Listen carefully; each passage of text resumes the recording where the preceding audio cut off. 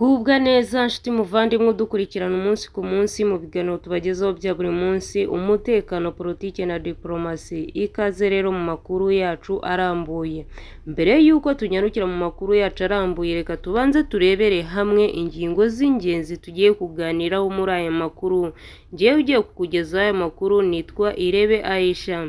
Reka duhere mu gihugu cy'abaturanyi cya Repubulika Iharanira Demokarasi ya Kongo, aho bivugwa ko leta ya Repubulika Iharanira Demokarasi ya Kongo igiye gukurikirana abasirikare bakuru bahunze umutwe wa M23.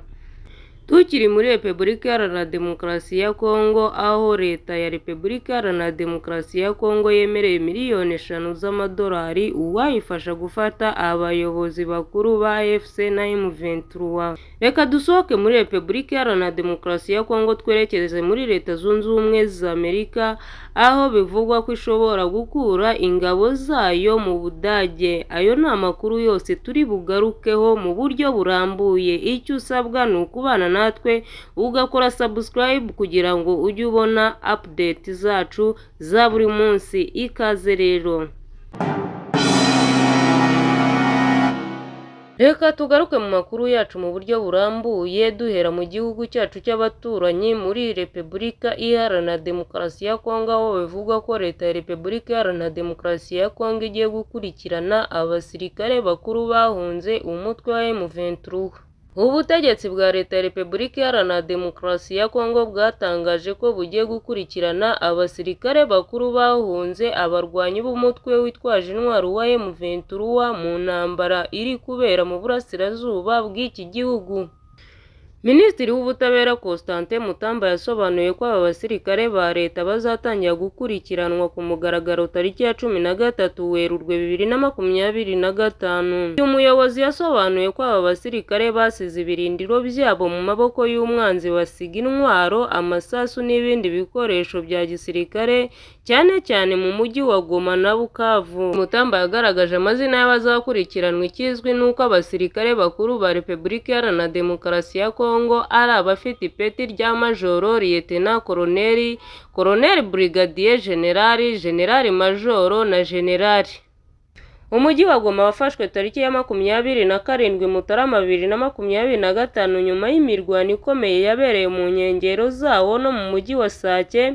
Nyuma yaho abarwanyi ba M23 bawinjiyemo, byagaragaye ko ingabo za Repubulika Iharanira Demokarasi ya Kongo zataye intwaro nyinshi kandi nini nka BM21 Grad ndetse n'indege ya Sukhoi 25. Ingabo nyinshi zari mu mujyi wa Goma zahungiye mu bigo bya gisirikare by'ingabo z'umuryango w'abibumbye, izindi zihungira mu Rwanda ndetse hari n'izishyikirije M23. Ubwo abarwanyi ba M23 binjiraga mu mujyi wa Bukavu kuva ku itariki ya 14 kugeza ku ya 16 Gashyantare 2025, nabwo ingabo za Repubulika Iharanira Demokarasi ya Kongo zarahunze zita intwaro nyinshi, zimwe zitoragurwa n'abaturage bazishyikiriza umutwe wa M23.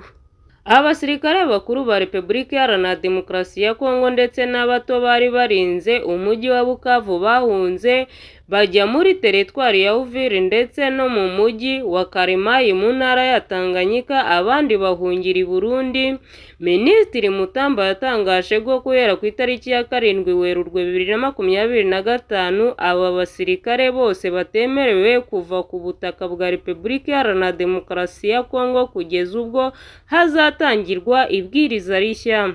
Tukiri muri Repubulika Iharanira Demokarasi ya Kongo, murabizi ko nabemereye ko ndi bubavire muzi n'umuzingo kuri aya makuru avugwa kuri leta ya Repubulika Iharanira Demokarasi ya Kongo yemereye miliyoni 5 z'amadolari uwayifasha gufata abayobozi ba AFC na M23. Guverinoma ya Repubulika Iharanira Demokarasi ya Kongo yemereye miliyoni 5 z'amadolari ya Amerika uwayifasha gufata abayobozi bakuru b'ihuriro rya AFC na M23 rigenzura ibice byinshi mu burasirazuba bw'iki gihugu. Iri tangazo ryasohowe na Minisitiri w'Ubutabera Constantin Mutamba ku wa 7 Werurwe 2025 rivuga ko abashakishwa ari abayobozi ba AFC, Colonel Nanga Bertrand Bisimwa uyobora M23 na General Major Sultan Makenga uyobora abarwanyi ba M23. Minisitiri Mutamba kandi yagaragaje ko Leta ya Repubulika Iharanira Demokarasi ya Kongo ishakisha abafatanyacyaha ba AFC na M23 barimo Pelote Luwala, Ilenge Bilenge n'abandi, yabemereye miliyoni 4 z'amadolari y'Amerika uzayifasha kubafata. Nanga Bisimwa Makenga n'abandi bayobozi bo muri AFC na M23 baburanishijwe badahari mu rukiko rwa gisirikare rw'i Kinshasa bakatirwa igihano cy'urupfu mu Kwakira 2024 nyuma yo guhamwa n'ubugambanyi n'ibyaha by'intambara. Nyuma yo kumva umwanzuro w'urubanza, Nanga yahaye inkwenene Leta ya Repubulika Iharanira Demokarasi ya Kongo agaragaza ko iki gihano kigaragaza ubwoba ubutegetsi bw'iki gihugu bufitiye abarwanyi ba AFC na M23. Koloneli Nanga yagize ati iyo ubutegetsi bwatangiye kugira ubwoba buba bubona neza ko bugiye guhanguka. Iyi kinamico yishwe urubanza n'ibihano bidafututse bayifatiyemo ni ikimenyetso cy'ubwoba bw'ubutegetsi bwabuze epfo na ruguru busigaje guhanguka. Nubwo ubutegetsi bwa Repubulika Iharanira Demokarasi ya Kongo bugaragaza ko bwabuze Nanga na Bisimwa, bo bagaragaza ko baba mu burasirazuba bw'iki gihugu cyane cyane mu mujyi wa Goma, muri Kivu y'Amajyaruguru, Bukavu muri Kivu y'Amajyepfo, Makenga nawe muri Kivu y'Amajyaruguru. Tukiri muri Repubulika Iharanira Demokarasi ya Kongo, n'ubwo iyi nkuru ntayivuze haruguru ikaba itugezeho aka kanya ivuga ko Perezida wa Repubulika Iharanira Demokarasi ya Kongo Felix Tshisekedi yashyize umukobwa we mu bajyanama be. Perezida Felix Tshisekedi wa Repubulika Iharanira Demokarasi ya Kongo yashyize umukobwa we Christine Tshisekedi Shika mu bajyanama be bwite. Itangazo ry'itangwa ry'imirimo mishya inyuranye rituruka mu biro bya Perezida wa Repubulika Iharanira Demokarasi ya Kongo ryasohotse mu ijoro ryo kuwa 7 Werurwe 2025. Abahawe imirimo bari mu cyiciro cy'ubuyobozi bwungirije, ibiro by'umukuru w'igihugu, abajyanama bakuru, intumwa zihariye, abashinzwe ubuzima ndetse n'abajyanama bwite. Christine ari mu bana 5 ba Perezida Tshisekedi, na Denise Nyankeru Tshisekedi yaje mu cyiciro cy'abajyanama bwite 3 b'uyu mukuru w'igihugu. Murumuna wa Perezida Tshisekedi witwa Tshisekedi Chibanda Jack yongeye kugirirwa icyizere akomeza kuba umuhuzabikorwa w'umutekano imbere mu biro by'umukuru w'igihugu. Nyuma yo guhabwa inshingano, Christine yagaragaje ku rubuga nkoranyambaga rwa X ko ahaye Imana icyubahiro ashimira umubyeyi we kuba yamugiriye icyizere. Christine yagize ati Mana mugenga w'ibihe n'ibitubaho byose, ishimwe n'iryawe, shimiye Perezida wa Repubulika ku cyizere yangiriye. Antoine Nkizo Kamori aracyari umuyobozi w'ibiro by'umukuru w'igihugu, naho umuvugizi wa Tshisekedi aracyari Tino Salam.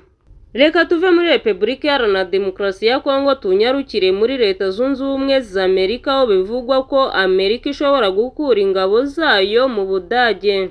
Leta Zunze Ubumwe za Amerika zishobora kwimura ingabo z'iki gihugu ziri mu Budage zikerekezwa muri Hongariya nyuma y'uko ibi bihugu byombi bitabona ibintu kimwe ku ntambara iri guhuza Ukraine n'Uburusiya. Amerika ifite ingabo 35,000 mu Budage ndetse ni nayo ifite intwaro kirimbuzi. Ibi bihugu byombi bisanzwe bifitanye umubano wihariye mu bya gisirikare. Icyakora ibintu byahindutse ku butegetsi bwa Donald Trump washinjije Ubudage kudatanga umusanzu ufatika mu gushyigikira Ukraine. Hejuru y'ibi, Trump ashinja Ubudage n'Uburayi muri rusange gushyigikira intambara yaho gushakira uburyo yahagarikwa muri rusange. Ibi byose byatumye atekereza uburyo yakwimura ingabo za Amerika ziri mu Budage zikaryanwa muri Hongariya, igihugu gishyigikiye ko intambara y'Uburusiya na Ukraine irangira binyuze mu biganiro. Telegraph yanditse ko iki cyemezo kikiri gutekerezwaho, aho kiramutse gishyizwe mu bikorwa cyaba ari kimwe mu mpinduka zikomeye zaba zibaye mu mibanire y'ibi bihugu byombi. Uwahaye Telegraph amakuru yagize ati Trump yarakajwe n'uko Uburusiya busa nk'ubushyigikiye ko intambara yakomeza. Minisitiri w'intebe wa Hongariya Viktor Orban uherutse guhagarika icyifuzo cy'umuryango w'ubumwe bw'Uburayi cyo kohereza inkunga ifite agaciro ka miliyari 30 z'amayero muri Ukraine kugira ngo ikomeze guhangana n'Uburusiya. Uyu mugabo kandi aherutse gushimagiza Trump agira ati Perezida Trump yaharaniye amahoro no mu bihe bigoye benshi batayifuzaga. Komeza kugubwa neza rero nshuti muvandimwe twabanye muri aya makuru.